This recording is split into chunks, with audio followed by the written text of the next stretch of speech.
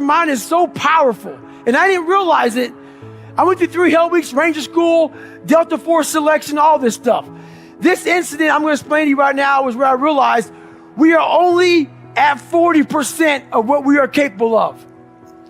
Here I am, right idea to do this race called Badwater 135. I Googled the 10 hardest races in the world. What came up? Crazy race in Death Valley. Summertime, 135 miles. I knew nothing about ultra running. I thought you would camp out, run 20 miles. Then one day, and then run 20 miles again until you got 135 miles. I had no idea what I was doing.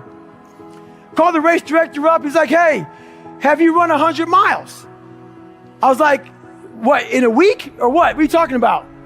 He's like, no, in 24 hours or less. I said, no. He goes, you got to qualify to get in this race. You have to run 100 miles in 24 hours or less. He was trying to call my bluff. I call him up on a Wednesday. He goes, hey, there's a race in San Diego on Saturday, where it's a 24-hour race where you run around, a track, a 1-mile track for 24 hours. And if you get 100 miles, I will consider you in my race. It really helps to be smart, people. And I was not smart in this situation. I said, I did the math.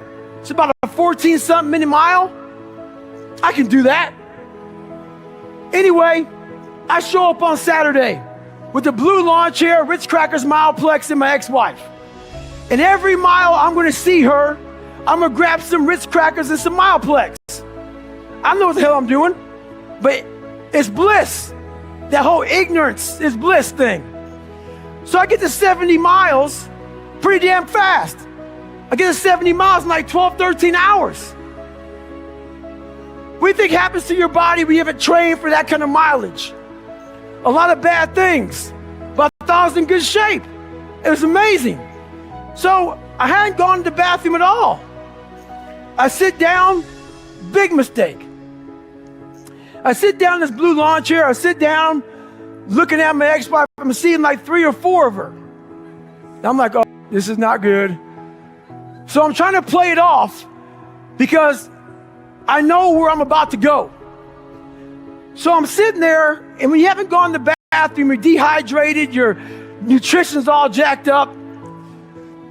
You sit down, you gotta go to the bathroom now. So I look at my ex-wife and go, do you love me? She said, yes. Why? I go, because I want to take a shit on myself right now. Because I can't stand up because my blood pressure's all messed up. So I'm sitting there literally pooping up my back and peeing blood down my leg. She's a nurse, so she's concerned.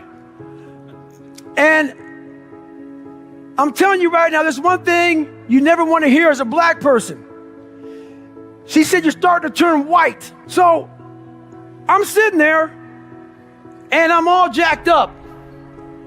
And I'm like, okay, how in the world am I I got 30 miles to go. I should quit, but I didn't. What I started doing through this whole process was I started to study myself in the dark times. So instead of just quitting real fast, I said, no, I'm going to quit, but not right now. So I sat back for a second and I said, let me get some water, let me hydrate, let me clean myself up a little bit, let me get some nutrition. I wasn't dizzy. I said, okay, my feet are all messed up. Let me see if I can walk. I'm gonna walk 1 mile and then I'll go home. That'll be a great accomplishment for me, 71 miles. So I took this massive thing and I started breaking it down into small chunks. And as I started breaking it down into small chunks, I started realizing maybe I'll walk 1 more mile. But at the pace I was walking, I wasn't gonna make the time. So this is when I realized the whole 40% rule. Those of you who worry, red can't hurt me, you understand it.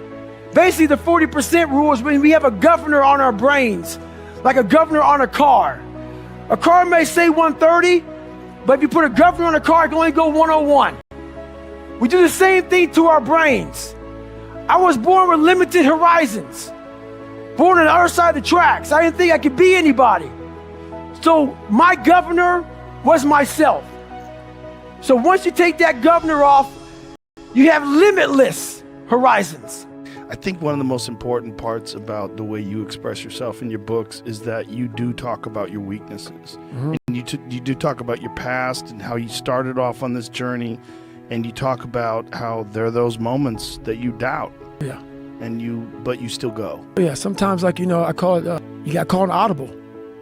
The line of scrimmage, man, like some of the great quarterbacks, they'll be at the line of scrimmage and they'll look at the defense. The defense is off. Defense is shifting. And he call an audible. In my mind, a lot of times, man, I'm like, it doesn't mean I quit. I don't quit. I may not make it the first time, but I'll come back. I got to call an audible. I got to get my head back in the game. I got to figure this shit out. It doesn't mean you leave. It means you study it more. And whenever I fail at something, people always say, man, how do you handle failure, man? I fail a lot, dude. I fail all the fucking time. They go, how do you handle it? What I'm trying to do, and this isn't being arrogant, man. It's being real. Not many people are trying to do. So there's not many people who can even open their fucking mouth and criticize me when I do fail. Because I'm trying to do shit, man, that many people aren't trying to do. But I don't look at failure as failure. I look at failure as your first, second, third, fourth, fifth attempt. I look at them as attempts. I don't look at anything as failure. Because when you're willing to try to do something, not trying is failure. That's not some after school special shit. But when you're able to go out there, there is no failure. It's attempts. Because when you're trying to do something that's bigger than you, whatever you are, whoever you are, if you're paralyzed, you're trying to walk one step and you didn't fail, motherfucker. That was your first attempt. If that's your biggest thing, that's how your mindset needs to go into everything. So I don't look at it as failure is a big word that gets people down. We give so much power to words. I don't. I take the power right away. I didn't feel shit. In the end, God gives you exactly what you deserve. So if you're not happy with your life, you have to ask yourself, do you really deserve more? Have you really tried 100% of the time? Did you ignore that headache? Are you as competent as you could possibly be? Have you given 100% every time you've done anything? No. You deserve what you have. You deserve your mediocrity because you're an average person. You want a Lambo and these women and a boat and whatever else you want because you see it on Instagram, but wanting something and deserving something are very different things. If you truly deserved it, you'd be working for it in a way that ensures it will be given to you by the universe. You need to learn how to romanticize your suffering. The beautiful burn of a long run, the death stare of a blank page, loss, failure, heartbreak. There are feelings so rare, so real, you can only get them through pain. Life is empty without them. Love is dull. Art is soulless. Goals are worthless. Your best work lies beyond your worst days. So don't hide away from the dark place. Live in it. Soak in it. Feel everything. Because the hotter the fire, the brighter the burn. Intensity is not meant to stay inside you. It needs to escape, somewhere, to something. A craft, a sport, a mission, an unstoppable obsession that turns your gift into a gift for the world. It's dangerous to be energetic and indecisive. That power builds up with nowhere to go and makes you bitter and insecure. If you're built different, you have to build. You need challenges to find your limits. You need limits to find yourself. There's a version of you that only exists at the end of extreme effort. You enter a dark, dreamlike maze inside your mind. You see yourself from the third person, and the only way out is becoming someone new. Most will never enter that dark place. They won't get close. They'll never see what's on the other side. But what's on the other side is everything. Your laziness, your lack of discipline, it doesn't just affect you. You see, whether you realize it or not, there are people that depend on you. And more importantly, there are people that will depend on who you could become. Who you decide to be matters. This isn't just about you enjoying your life. When you're too fat to run around and play with your kids, that affects them. When someone falls ill in your family and you're too broke to help them, that affects them. When you haven't developed the mental fortitude and the mental strength to deal with difficult situations and a truly difficult situation arrives and you're too wrapped up in your own problems to help anyone else, that affects them. If you are not going to do it for yourself, do it for the people that depend on you to be the best you. I'd rather be a man who crashes and burns on his way to large problems than be a normal man who dies in the thoughts of all the things that he wished he could have achieved. Everyone wants to see fast results, but true success is only done through consistency and time. Otherwise, it's luck. Whether it's hitting the gym, growing your investments, or mastering a mindset, you have to be willing to put in the work consistently. Sure, you won't see results the very next day, but in a year, everyone will be shocked at how far you've come. Remember this, you don't lose when you fail. You lose when you quit. Your thoughts, you will start to guard them. You'll start to monitor them. You're going to start to really pay close attention to what's going on. And once you become aware of this truth, that the universal creative power can only be what you feel and think it to be, it will become eager and willing to do your bidding.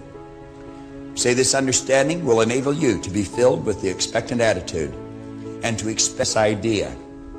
Every time you read it, you're going to see it clearer. It'll be as if you're standing at the base of a tall building facing east. And somebody said, what's the view like facing east? And you'll describe it. But then you go in and you raise your consciousness, you move up to the 3rd floor and you go to the east wall and you look through the window. The view is different. You're still facing east, but it's different. And then you go and you raise your consciousness and you go up to the 10th floor and you go to the east wall and you look, but it's different. It's much more beautiful. And ultimately, if you'll keep listening to this and watching it and thinking it and relating it to your own life, you're going to work your way to the roof and you'll see as far as your eyes can take you. It's like Paul told me one time. He said, go as far as you can see. When you get there, you'll see how to go further. Troward said, if you think your thought's powerful, it's powerful. If the goal of life is to live a life which in retrospect we are glad that we lived, it's important to give ourselves perspective, to develop that metacognizance, to step away from the urgent, to step away from the phenomenological day-to-day existence, because the present self is a petulant child. It's lazy and it wants the path of least resistance and that glass of wine and that new movie on Netflix and the couch looks really comfortable. Very rarely does it do... Yeah, well, that's the danger with impulsive happiness, is that it does have that present-bound quality. And in retrospect, that can lead to a life that's not well lived. Generally that, yes. Life definitely places philosophical demands on you, whether you want it to or not. And so it is useful to step back. And that's likely why the trait openness evolved. That's the creativity dimension. That's the dimension that allows people to engage in philosophical discourse and to think laterally. And it does allow you to step back and look at things on a broader scale and to generate creative alternatives. The problem with examining your assumptions is it's very disquieting. Because you want things to act the way you predict and desire them to act. And you work within a set of axioms and you act them out in order to maintain that predictability, that desirable predictability.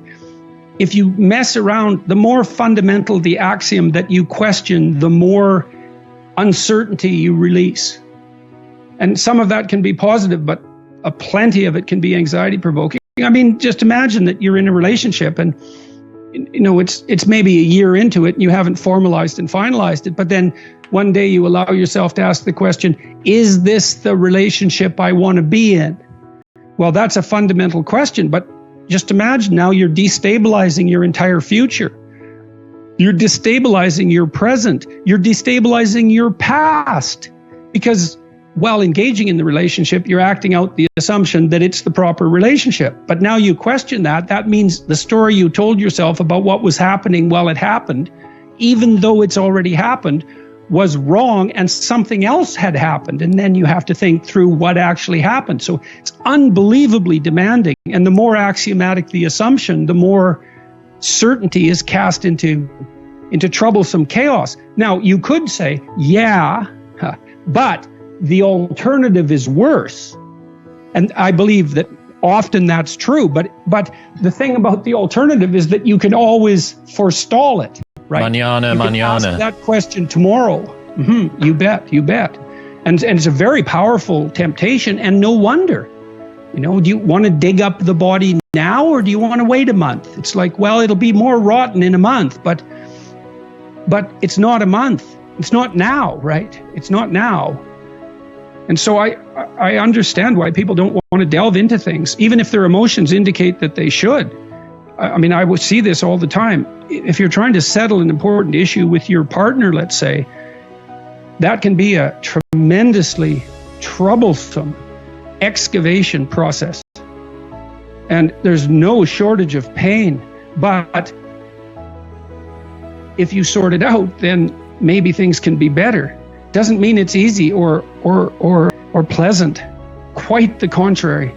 It's like surgery. It's like surgery to remove something, you know, that shouldn't be there. It's necessary, but man, still surgery.